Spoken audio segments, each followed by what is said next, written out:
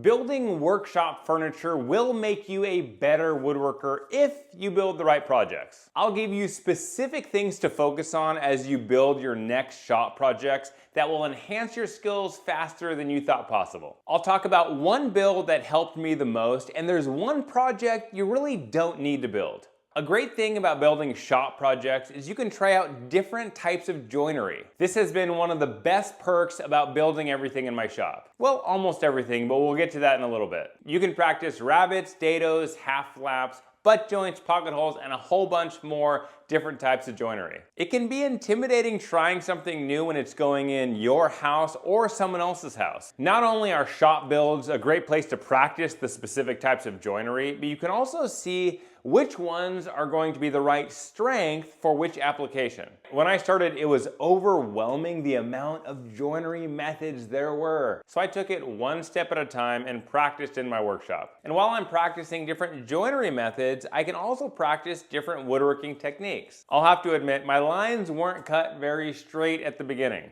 And a lot of woodworking techniques just take practice. You won't get them perfect right away. Even something as simple as cutting a bevel on the table saw for a miter joint, it takes practice to get those miters to line up perfectly. Now, for shop projects, you'll be working, yes, with construction lumber, but there's also a lot of plywood involved. And getting good at working with plywood is a lot more transferable than people might think. There's actually a lot of plywood that is used in really nice indoor house furniture. And sometimes I don't feel like gluing a bunch of hardwood boards together to get a nice big flat surface. So I use plywood. And then edge band it, but we'll get to that in a second. Maybe more like a minute. Maybe more like a couple minutes. Plywood can be very big, and a lot of times it comes in 4-foot by 8-foot sheets. I usually have the lumberyard cut my sheets down to 48 inches by 24 inches because I have a Toyota Camry and those big 4-foot by 8-foot sheets just won't fit. Because plywood comes in such long lengths, it can be tempting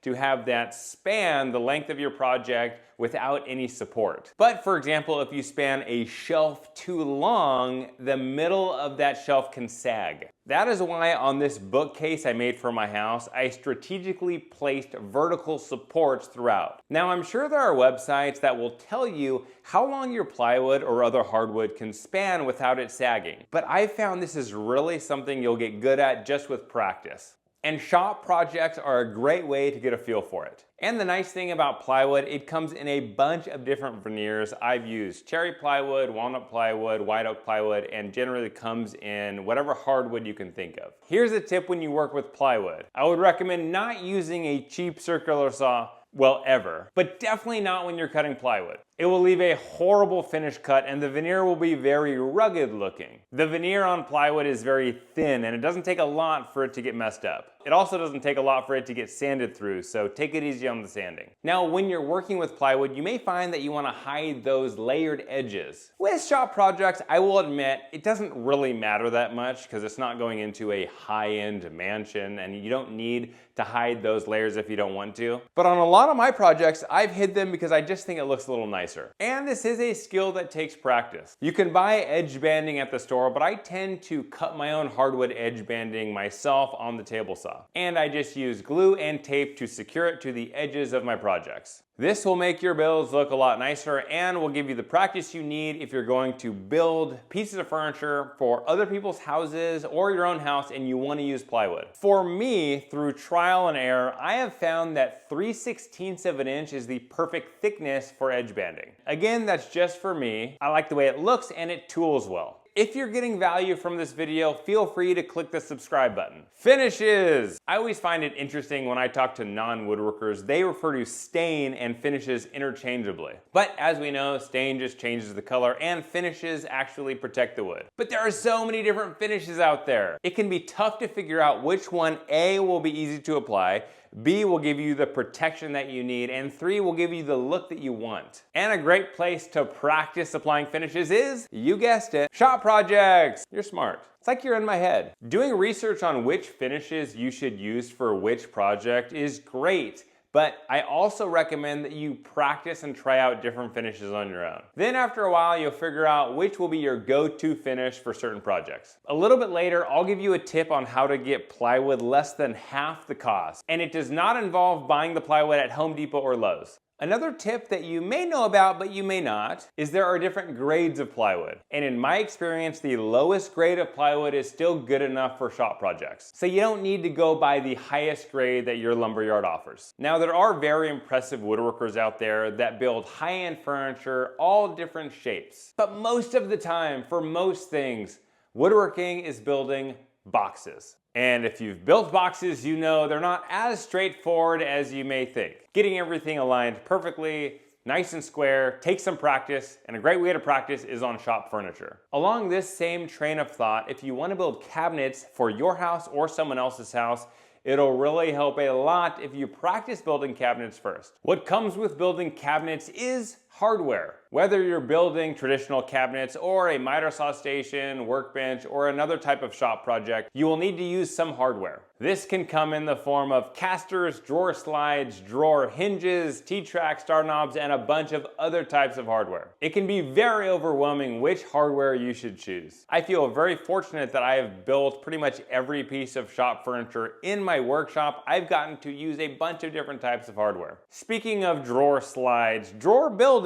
can be a little tricky. So I have made a video on some simple ways to make drawers, and I'll link that right up here. And when I started making drawers, I definitely had some hiccups. One time I made the drawers a little too wide as I was trying to thread the needle and make them the perfect width, and they were too big and they wouldn't slide very well at all. That is an example of something that just takes practice. And there are so many ways to build drawers, it's nice to figure out which way will work for you, for the specific project you're building. I'm really interested on making an entire video on drawer pulls and drawer knobs. If you think that'd be a video you want to watch, let me know in the comments below. There are so many ways to customize drawers, and speaking of customization, that is another perk of practicing on shop projects. One of my favorite things about woodworking is being able to customize the things I build for me and my shop or my house. Furniture is definitely not a one-size-fits-all. Even though the plans that I sell for workshop furniture involve no customization, I hear from a lot of my customers that say they customize it a little bit to fit their needs. Believe it or not, this is a skill that just gets better with practice. Like with most skills. I didn't used to be a local cornhole champion, but with practice I got there.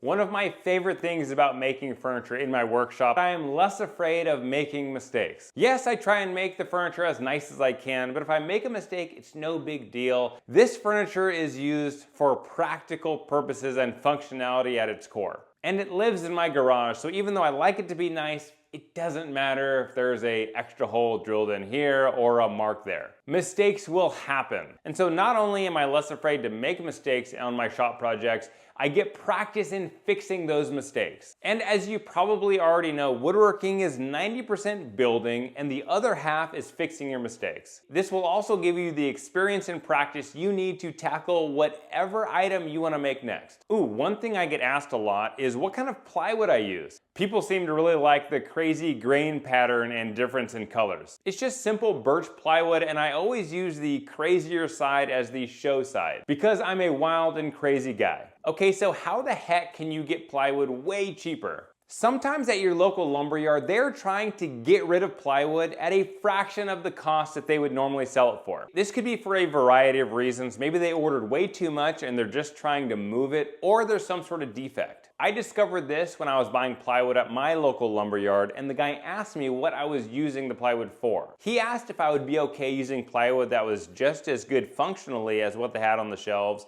but there was a cosmetic defect on one side of it. I said absolutely, and he sold it to me for 60% off. So it's worth asking if they have anything that falls into this category next time you're buying plywood. If you're interested in getting a big discount on all of my workshop furniture plans, consider supporting me on Patreon. And that is just one of the many perks you'll get. I'll put a link in the description below. Okay, so what is the project that I think will enhance your skills faster than others? It is a mobile miter saw station. Now you do not need to buy my plans for this. And I actually have a video on my channel where I build my king size miter saw station, and you can probably build it without the plans just watching that video. And if you go through the list of everything I talked about, this project does pretty much all of them. I used multiple different joinery techniques, practiced different woodworking methods. I worked with plywood. I didn't do edge banding, but it could be really easy with this project. I tried a different finish. This is basically a cabinet, which is also a box. I used hardware, built drawers, customized it for my saw and the exact height that I needed it, and I wasn't too stressed about making mistakes. With me, even when I try to make something perfect, mistakes will happen. The one piece of shop furniture I did not build in my small garage shop is the router table. Honestly, I just didn't feel like building it. It seemed like it would take longer to build than I would have liked, and I needed it for a specific project, so I just wanted to build that thing. So don't feel like you have to build all your shop furniture, but there are a lot of perks in doing so. It also seemed like there was a lot that goes into a router table, and building one just didn't interest me.